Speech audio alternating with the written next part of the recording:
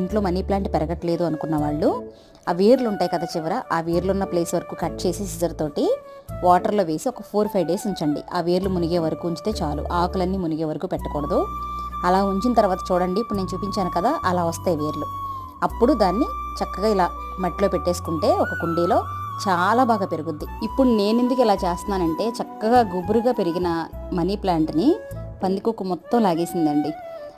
మొక్కలు పాడు చేస్తూ ఉంటాయి కదా, మనం ఇంటి దగ్గర ఎంత జాగ్రత్తగా చూసుకున్నా ఏవో ఒకటి పాడు చేస్తూనే ఉంటాయి. మొత్తం లాగేసేటప్పటికి భలే బాధ అనిపించింది. ఇంకా దాన్ని అలా వదిలేయడం ఇష్టం లేక మళ్ళీ వాటిని కట్ చేసి వాటర్లో పెట్టి 4-5 డేస్ తర్వాత ఇలా పెట్టాను అనమాట. వేర్లు చక్కగా వస్తాయి. అప్పుడు పెడితే ఇక త్వరగా గ్రోత్ ఉంటుంది, బాగా పెరుగుద్ది గుబురుగా. మట్టి ఉంటే లాగేస్తున్నాయి అని చెప్పి నేను పైన ఇసుక వేశానండి, ఒక లేయర్ లాగా. మీకేమైనా టిప్స్ తెలిస్తే చెప్పండి. నేనైతే ప్రస్తుతానికి ఇలా ఇసుకతో కవర్ చేశాను, లాక్కుండా ఉంటుందని. ఈ మనీ ప్లాంట్కి నేనేం టిప్స్ ఫాలో అవుతాను ఏంటి అనేది ఒక ఫుల్ వీడియో చేసి పెట్టానండి మన ఛానల్లో. ఈ వీడియో కింద లింక్ ఇస్తున్నాను, ఎవరైనా ఇంట్రెస్ట్ ఉండి చూడాలి